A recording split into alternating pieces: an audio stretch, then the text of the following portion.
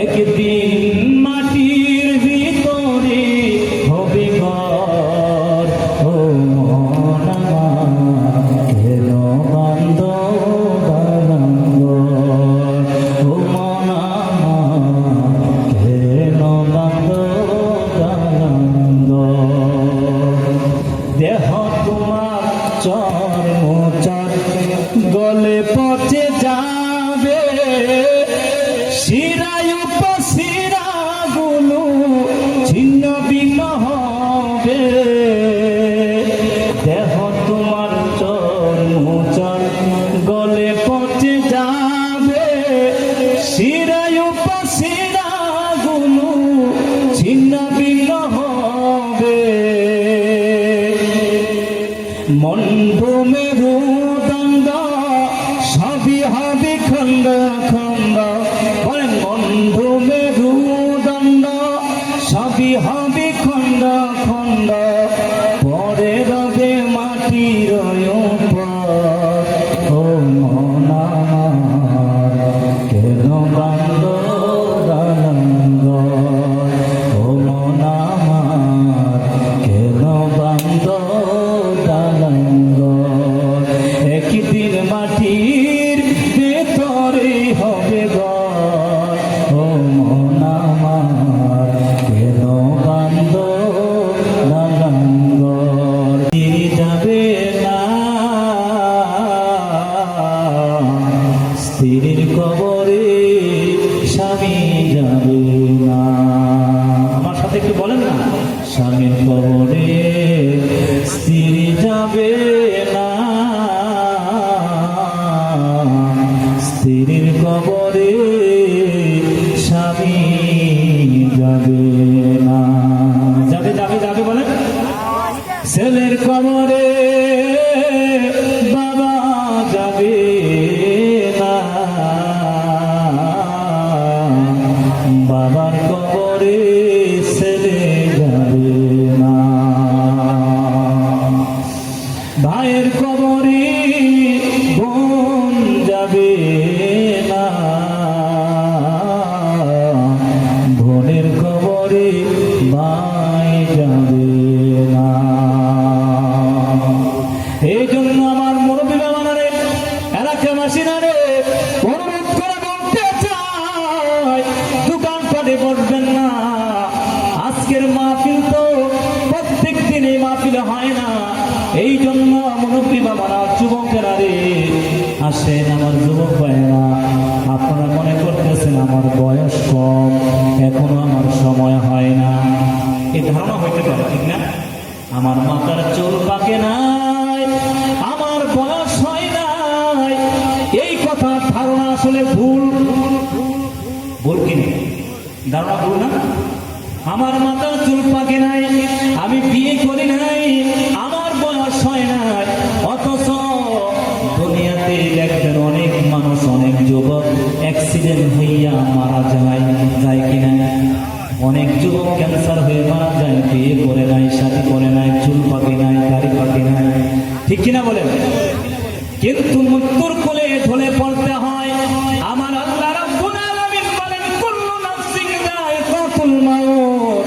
আমার আল্লাহ কোরআনে ঘোষণা দিয়েছেন, একদিন যাদের জীবনে দেহের মধ্যে প্রাণ এসেছে, তাকে একদিন মৃত্যুর স্বাদ গ্রহণ করতে হবে, ঠিক কিনা বলেন?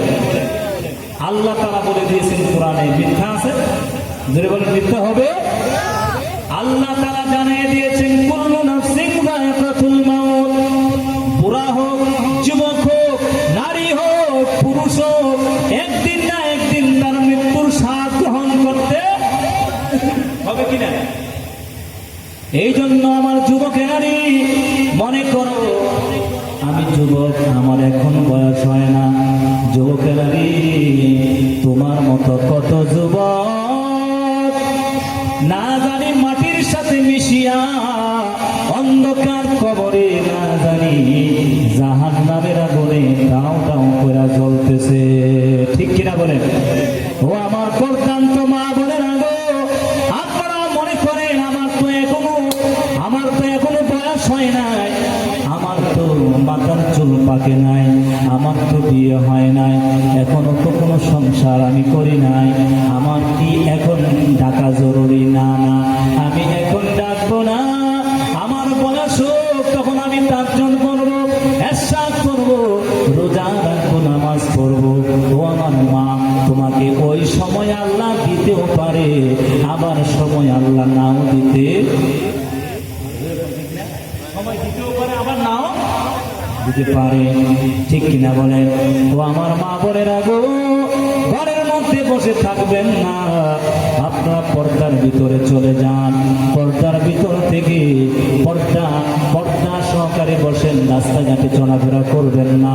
কারণ আল্লাহ রাব্বুল আলামিন আপনাদেরকে একটা নির্দিষ্ট স্থান দিয়েছেন, নির্দিষ্ট জায়গা করেছেন। আল্লাহ রাব্বুল আলামিন পর্দার জন্য আপনাদেরকে আল্লাহ তাগিদ দিয়েছেন। আল্লাহ পর্দার ওয়াজ করেছেন। কে কে? আল্লাহ। কে বলেছেন? আল্লাহ তাআলা বলেন, ওয়াকারনা ফি বুয়ুতিকুন্না ওয়ালা তাবাররাজনা তাবাররুজাল জাহিলিয়াতিল উলা।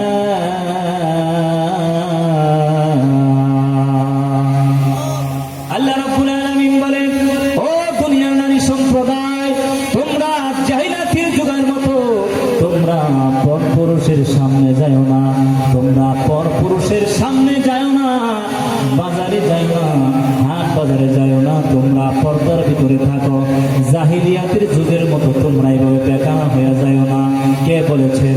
আল্লাহ। কে বলেছেন? আল্লাহর কথা আমরা মানতে চাই কি চাই না?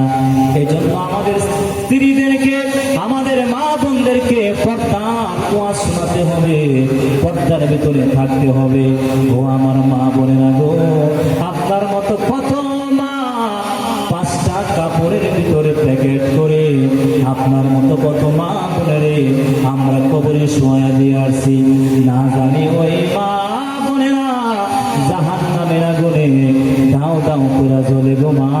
এই জন্য দুনিয়ার সংসারের কাজ বন্ধ করে দিয়ে, ও আমার মা টেলিভিশনের পর্দা বন্ধ করে দিয়ে, ও আমার মা মোবাইল ফোন বন্ধ করে দিয়ে একটু ওয়াজ নসিহত আপনি ভিতরে ঢুকান গো মা। হয়তো একটা ওয়াজের কারণে, একটা ওয়াজ শোনার কারণে আপনার জিন্দিগি কি আল্লাহ আপনার পা গায়ে দিতে পারে? পারে কিনা?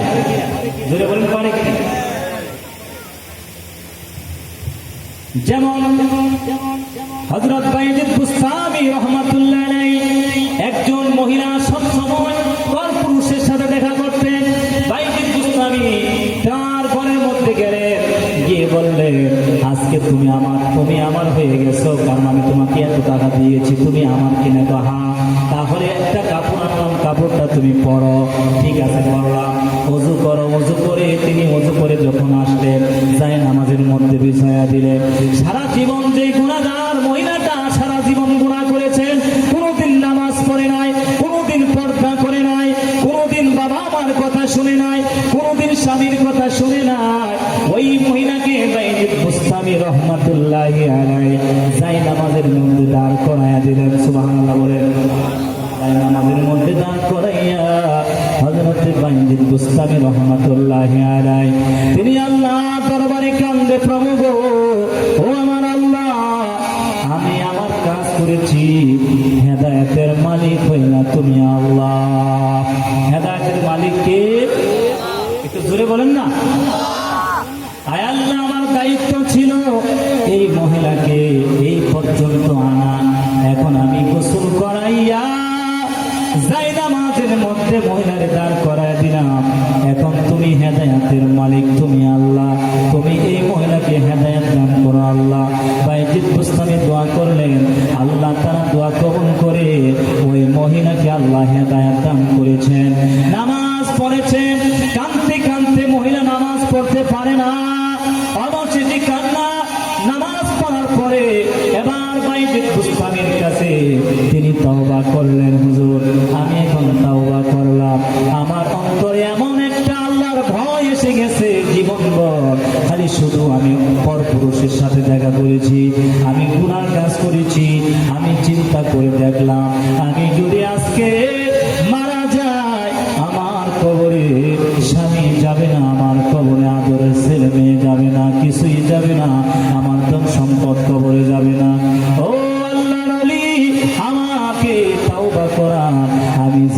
জিন্দেগিতে আর কোনোদিন গুনাহ করব না।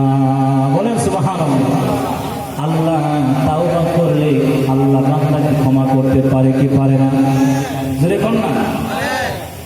আল্লাহ রাব্বুল আলামিন বলেন বিসমিল্লাহির রাহমানির রাহিম।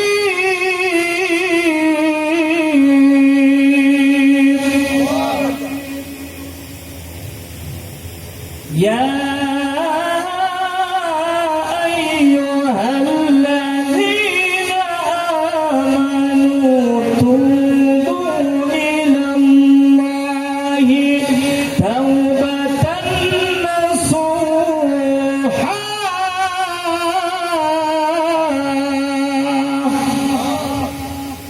আল্লাহ তাআলা বলেন, ও দুনিয়ার মানুষেরা রে, তোমরা চিন্তা করো না, গুনাহ করার পরে তোমরা আমি আল্লাহর রহমত থেকে নিরাশ হও না। আল্লাহ বলেন, লা তাকনাতু মির রাহমাতিল্লাহ, তোমরা আমার রহমত থেকে দূরে যাও না। গুনাহ করার পরে তোমরা বলিও না যে আমি অনেক গুনাহ করে ফেলেছি, এই কথা তোমরা বলবা না। গুনাহ করার পরে খালেস তাওবা যদি তোমরা করতে পারো, আমি আল্লাহ তোমাদের জীবনের সব গুনাহ খাতা মাফ করে দিব। আল্লাহ বলেন, ইয়া আইয়ুহাল্লাযীনা আমানু তুবু ইলাল্লাহি তাওবাতান নাসুহা। কঠিন তাওবাতুন নাসুহা করো, তাহলে আমি আল্লাহ তোমাদের জীবনের সব গুনাহগুলি মাফ করে দিব। কন্যা সুবহানাল্লাহ।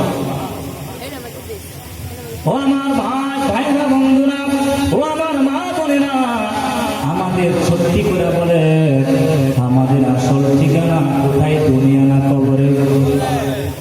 একটু জোরে বলেন না, কবরে না দুনিয়া? কারণ আমাদের বাপদাদা দুনিয়াতে ছিল, আমাদের মুরব্বীরা দুনিয়াতে ছিল, ঘর বাড়ি বিল্ডিং ছিল, জমি জামা ছিল, তাদের অনেক কিছু ছিল, কিন্তু তারা দুনিয়ায় থাকতে পারে নাই, কবরে চলে গেছে। ছেলে মেয়েদেরকে রেখে, আত্মীয় স্বজনদেরকে রেখে অন্ধকার কবরে শুয়ে গেছে। আমাদেরকেও একদিন কবরে যাইতে হবে কি হবে না? আওয়াজ দিয়ে বলেন না। এই জন্য আমাদের আসল ঠিকানা হবে কোথায়? কবরে। বলেন কোথায়? আমাদের আসল ঠিকানা হবে কবরে। কোথায়? এই জন্য কবিরা বলেন, একদিন মাটির ভিতরে হবে ঘর মন আমার। বলেন, ও মন আমার কেন বান্দ বান্দ? কষ্ট দিচ্ছে না? একদিন মাটির ভেতরে হবে ঘর মন আমার কেন বান্দ বান্দ? ও মন আমার কেন বান্দ বান্দ?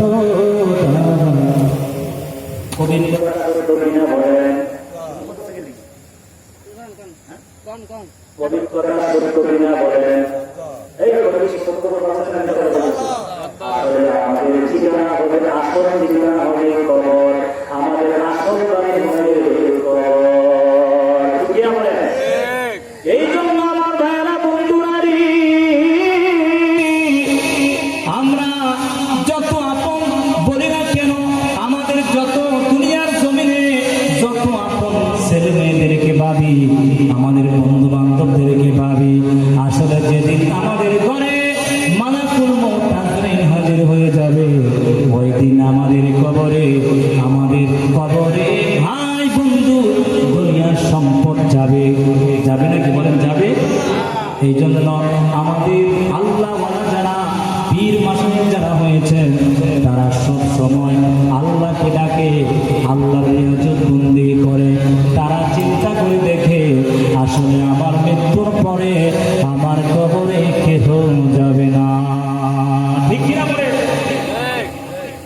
এই জন্য ভাইরা বন্ধুরা, আমরা 10 তলা 20 তলা 50 তলা বিল্ডিং করতে পারবো, কিন্তু মরণের পরে এই বিল্ডিং আমাদের কবরে যাবে না। এই জন্য আল্লাহওয়ালা যারা, আল্লাহ ওলি যারা হয়েছেন তারা এত বড় বড় বিল্ডিং বাঁধে না, এত বিল্ডিং বড় বড় সম্পদ করে না। তারা চিন্তা করে আমি চক্ষু বন্ধ হয়ে গেলে আমার সব কিছু মিথ্যা হয়ে যাবে, ঠিক কিনা?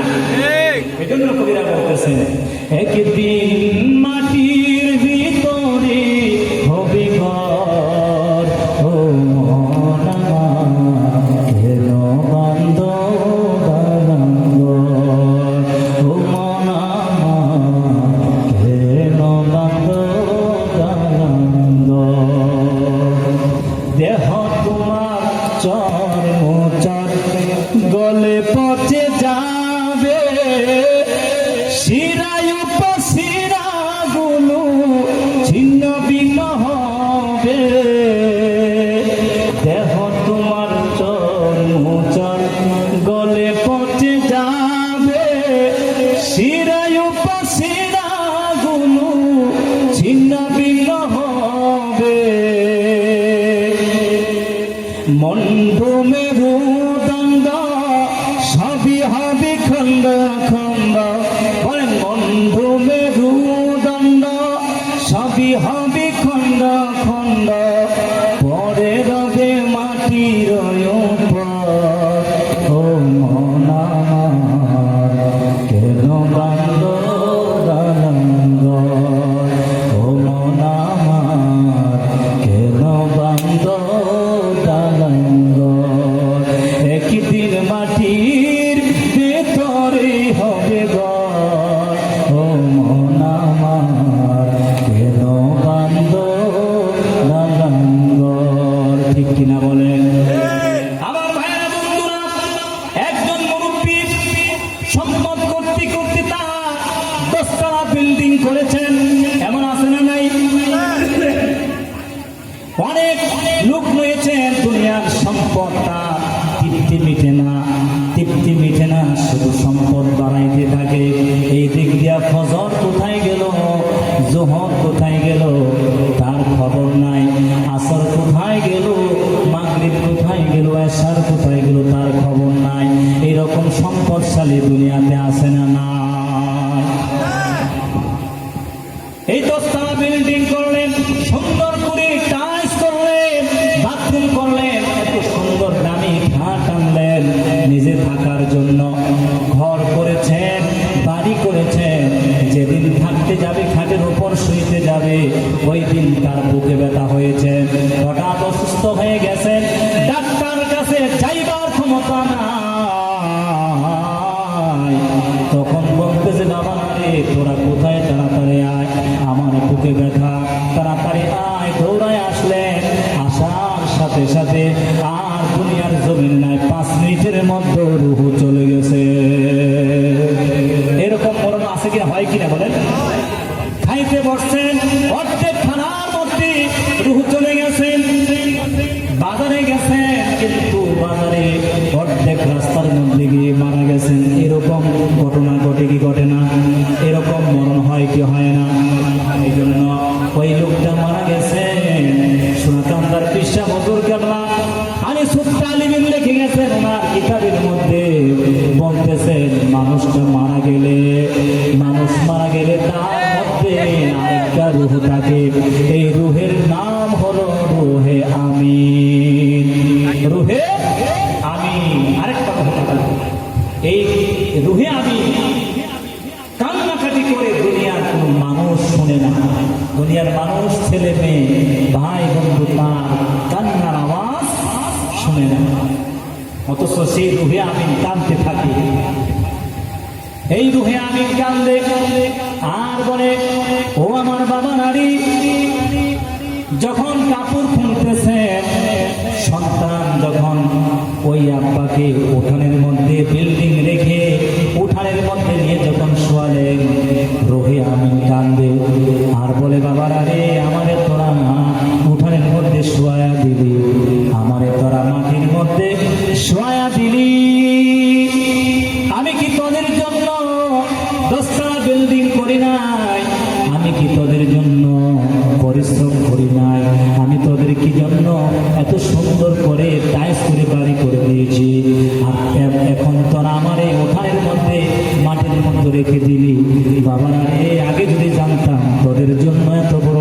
করতাম না।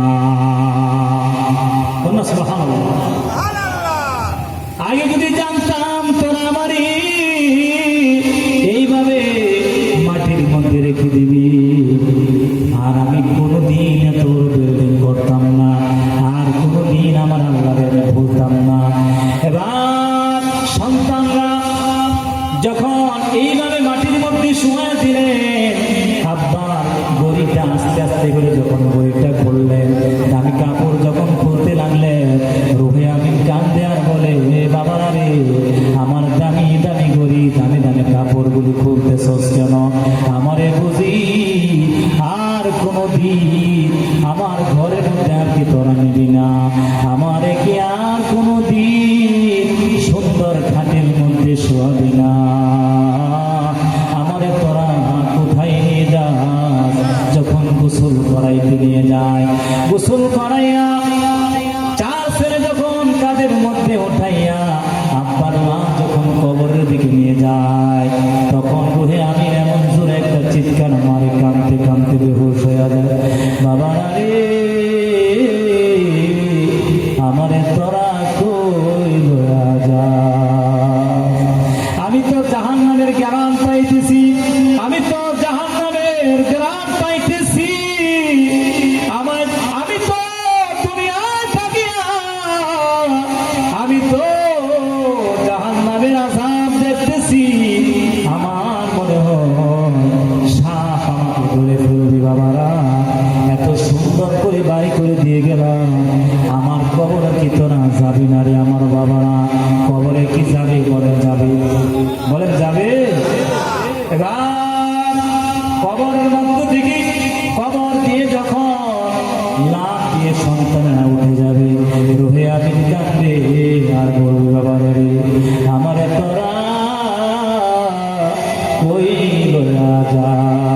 আমারে তোরা কই ফালায়া যাস?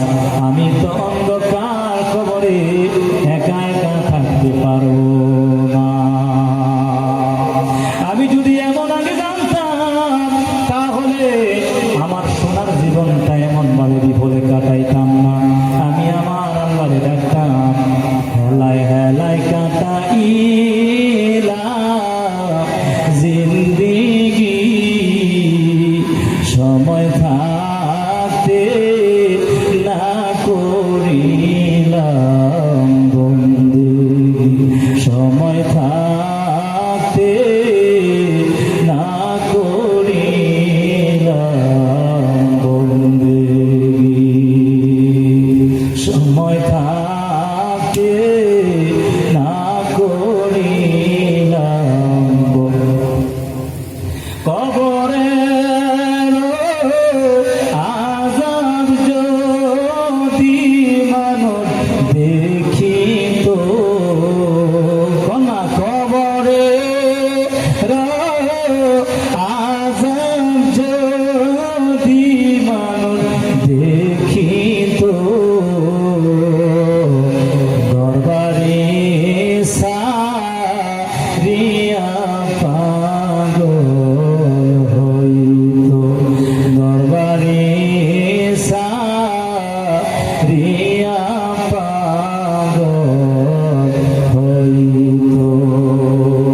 গুনার বোঝা মাথায় লইয়া কাঁদতেছি, মাফ করে দাও দয়াল আল্লাহ এলাহি, মাফ করে দাও দয়াল আল্লাহ এলাহি।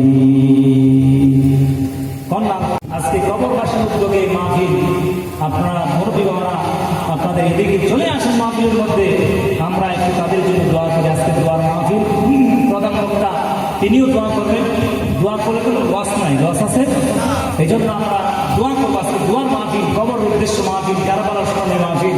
আমরা একটু দোয়া করি, সবাই চোখের পানি ফেলে আমরা একটু দোয়া করি। আল্লাহুম্মা আমিন, আল্লাহুম্মা আমিন। রব্বানা যালামনা আনফুসানা ওয়া ইল্লাম তাগফির লানা ওয়া তারহামনা লানাকুনান্না মিনাল খাসিরিন। রব্বিরহামহুমা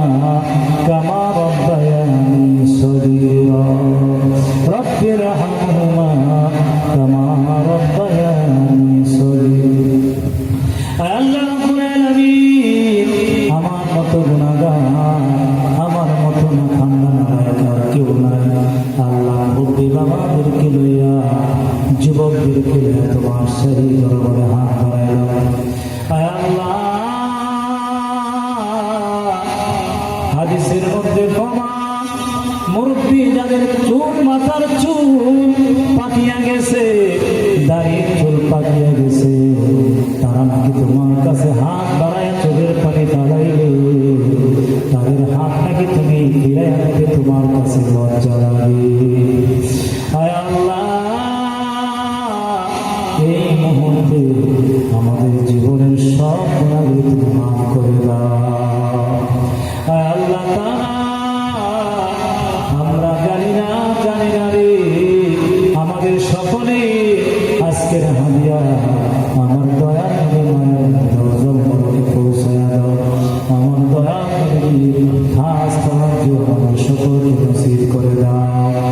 আয় আল্লাহ রাব্বুল আলামিন, আজকের হাদিয়া আয় আল্লাহ নূরে মদিনা সংগঠনের আয় আল্লাহ সংগঠনের যুবকেরা কারবালার স্মরণে আজকের মাহফিল করেছেন। আল্লাহ, আজকের মাহফিলের হাদিয়া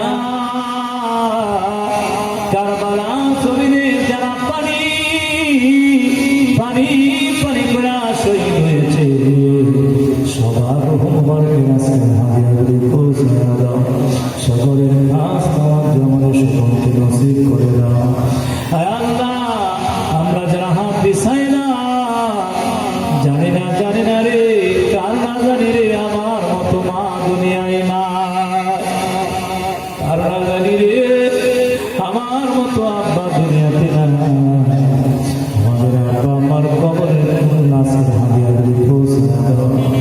আয় আল্লাহ তাআলা, এই এলাকার মাটির নিচে যারা অন্ধকার কবরে শুয়ে গেছে আল্লাহ সবার কবরে আজকের হাদিয়াগুলি পৌঁছে দাও। আয় আল্লাহ, যুবকরা যে আশা নিয়ে যে আকাঙ্ক্ষা নিয়ে আল্লাহ মাহফিল করতেছে আল্লাহ তুমি তাদের সকলের নেক আশা করে পূর্ণ করে দাও। আর আল্লাহ, প্রত্যেক বছর ছেলেরা কারবালার স্মরণে মাহফিল করে আল্লাহ এই ছেলেদেরকে তুমি আল্লাহ ইমাম হাসান হুসাইনের সাথে জান্নাত নসিব করো। আল্লাহ, আল্লাহ তাআলা, আল্লাহ এই মাহফিল কিয়ামত পর্যন্ত তুমি কায়েম রাখো। আমিন। আল্লাহ, যারা মাহফিলে আসছি আল্লাহ আমাদেরকে ওলি না বানাইয়া বাড়িতে ফিরাইও না। আল্লাহ, যেদিন মরে যায় দুঃখ থাকবে না, আমাদের ইমানে মরণ দিল। আল্লাহ, আল্লাহ মরণের টাইমে আমাদের জবানে জারি করে দিল লা ইলাহা ইল্লাল্লাহ মুহাম্মাদুর রাসূলুল্লাহ। সম্মানিত হাজির উপস্থিতি, নূরে মদিনা সংগঠনের উদ্যোগে সহজাই কারবালা ও কবরবাসীর স্মরণে আজকে ৬ষ্ঠ বার্ষিক শানে কারবালা মাহফিল, আজকে মাহফিলে আয়োজন করেছেন নূরে মদিনা সংগঠনের যুবকেরা। আজকের মাহফিলের প্রধান অতিথি জনাব মোহাম্মদ মুজিবুর রহমান সরকার, চেয়ারম্যান আইয়ুবপুর ইউনিয়ন পরিষদ, উদ্বোধক জনাব আমজাদ হোসেন এনজু, সাধারণ সম্পাদক আইয়ুবপুর ইউনিয়ন আওয়ামী লীগ যুবলীগ, উপদেষ্টা জনাব মোহাম্মদ বুলবুল আহমেদ ভুইয়া, সদস্য ৭ নং ওয়ার্ড আইয়ুবপুর ইউনিয়ন পরিষদ, সভাপতি জনাব মোহাম্মদ শহীদুল্লাহ ভুইয়া, বিশিষ্ট ব্যবসায়ী, সহসভাপতি জনাব মোহাম্মদ আতাউর রহমান। আমার ভাইজান উপস্থিত আছেন স্টেজের মধ্যে, সভাপতি নূরে মদিনা সংগঠন। আল্লাহ তাআলা হায়াতের মধ্যে বরকত দান করে বলেন আমিন। আজকের মাহফিলের প্রধান বক্তা, সারা বাংলার আলোড়ন সৃষ্টিকারী ওয়াইজেন বক্তা আশিকে রাসূল হযরত মাওলানা মোহাম্মদ রাসেল আহমেদ আল কাদি সাহেব, হেড মাওলানা MBS মাধ্যমিক বিদ্যালয় জনাব হাফেজ মোহাম্মদ তানভীর আহমেদ, সদস্য নূরে মদিনা সংগঠন, মাহফিল পরিচালনা মোহাম্মদ ওলিউল্লাহ মিয়া, সদস্য নূরে মদিনা সংগঠন, এবং মোহাম্মদ জহিরুল ইসলাম, সদস্য নূরে মদিনা সংগঠন। প্রদান্ত মহাপুরেরা সবার কাছে আমার আদর সালাম, আসসালামু আলাইকুম ওয়া রাহমাতুল্লাহি ওয়া বারাকাতুহু। ওয়া আলাইকুম আসসালাম। মহান আল্লাহ তাআলা আমাদেরকে এই সুন্দর একটা মাহফিলে, কারবালার মাহফিল, আল্লাহ তাআলা আমাদেরকে আশা এবং বসা সেই তৌফিক আল্লাহ তাআলা আমাদেরকে দিয়েছেন। সেই জন্য মহান আল্লাহ তাআলার দরবারে আমরা শুকরিয়া আদায় করতে গিয়ে বলি আলহামদুলিল্লাহ। আরেকটু জোরে বলি আলহামদুলিল্লাহ। এবং কারবালার যে মাহফিল স্মরণে আজকের মাহফিল, এই মাহফিলে আসলে ভাগ্যে সবার জুটে না। সবাই কি এই মাহফিলে আসতে পারে? জোরে বলেন না, আসতে পারে না। আল্লাহ তাআলা আমাদেরকে ভাগ্যে নসিব করেছেন। আমরা কারবালাতে যুদ্ধে করতে পারি না, যুদ্ধ করতে পারি না, মনের আশা মনে রইল। আমরা যদি ওই দিন থাকতাম, আল্লাহ আমাদের দুনিয়াতে রাখতেন, আমরা কি ইমাম হোসাইনের পক্ষ থাকতাম নাকি এজিদের পক্ষ থাকতাম? তার পক্ষে। যদি বলেন ইমাম হোসাইনের পক্ষে থেকে আমরা তাদের সাথে যুদ্ধ করে রক্ত দিয়ে আমরাও শহীদ হয়ে যেতাম, ঠিক কিনা বলেন? কিন্তু আমরা যাইতে পারি না। এই নূরে মদিনার সংগঠনের যুবকেরা যাইতে পারে না, এই জন্য মনের কষ্ট মনে রয়ে গেছেন। আমরা ওই দিন কারবালা যাইতে পারি না, সেই জন্য আমরা কারবালার একটা মাহফিল করেছি, মাহফিল করতেছি। এই মাহফিলে সবার ভাগ্যে জুটে না।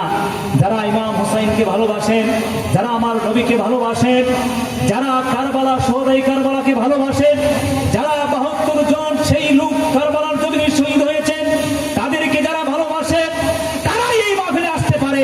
ইয়াজিদের লোকেরা কোনোদিন এই মাহফিলে আসতে পারবে না, ঠিক না বেঠিক? এই জন্য ভাগ্য লাগবে, নসিব লাগবে মাহফিলে আসতে গেলে, ঠিক না? এই জন্য আমার ভাইয়েরা বন্ধুরা, এই কারবালার মাহফিল এই সংগঠনের লোকেরা করেছেন, আমরা অত্যন্ত ভাগ্যবান। এই মাহফিলে আল্লাহ তাআলা আমাদেরকে আসার তৌফিক দিয়েছেন। আমরা নবীকে ভালোবাসি, নবীর দৌহিত্র আওলাদদেরকে ভালোবাসি, আহলে বায়াতদেরকে ভালোবাসি। আল্লাহ তাআলা যেন এই আকীদার মধ্যে রেখে আমাদেরকে যেন আল্লাহ মরণ পর্যন্ত আমাদেরকে কবুল করে, বলেন আমিন। আমরা আহলে বায়াতদেরকে ভালোবাসতে চাই কিনা? জোরে বলেন। যদি বলে যে না আমরা আহলে বায়াতকে ভালোবাসি না, নবীরে ভালোবাসি, তাহলে কি সে ইমানদার নাকি? যে আমরা নবীরে ভালোবাসি কিন্তু আহলে বায়াত ভালোবাসি না, তাহলে কি হইল? আমার নবী বলেন মান আহাব্বা সুন, আমার নবীজি বলেন, আমার রাসূল বলেছেন যারা আমি আল্লাহর রাসূলের নাতিদেরকে ভালোবাসে সে যেন আমাকে ভালোবাসে। জোরে কোন সুবহানাল্লাহ।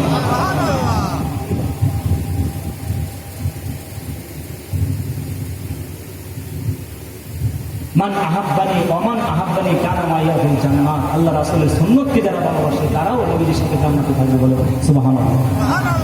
এই জন্য আমার ভাইরা বন্ধুরা, আমরা যদি বলেন যে আমরা নামাজ পড়ি, ৫ ওয়াক্ত নামাজ পড়ি, কারবালার দরকার কি? হ্যাঁ, আমরা কারবালার দরকার নাই, ইমাম হুসাইনের ভালোবাসার এত দরকার নাই। নাউযুবিল্লাহ।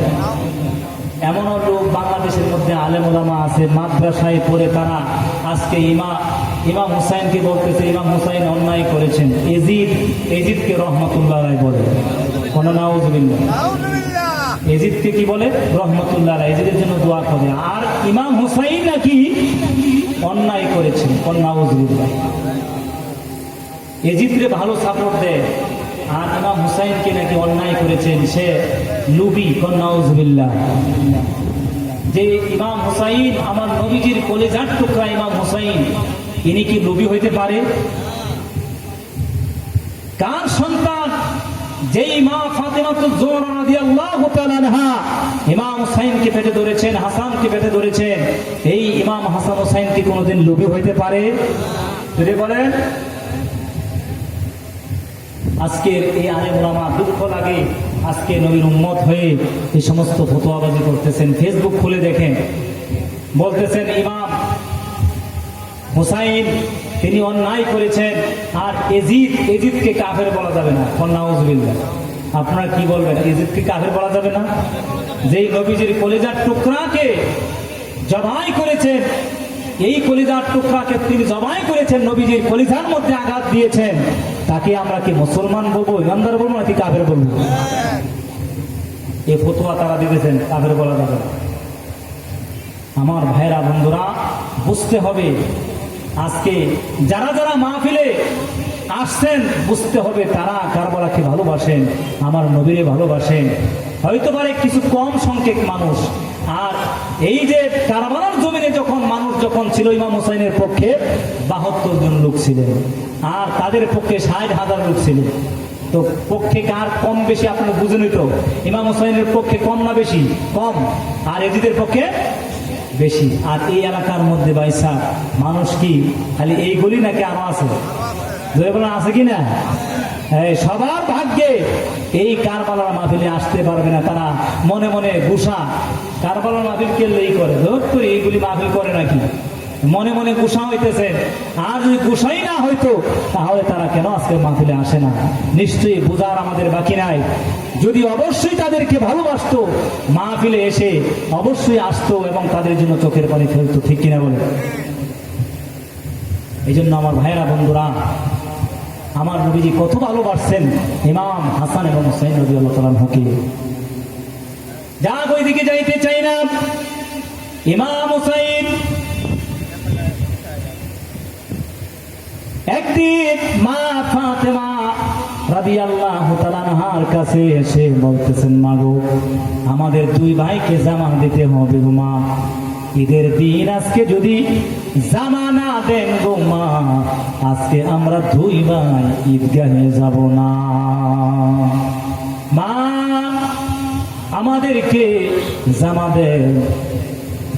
মা ফাতেমা তুজোরা রাদিয়াল্লাহু তাআলা আনহা তিনি বলতেছেন, ও ইমাম হাসান হুসাইন রে, আমি তো জামা দিতে পারবো না।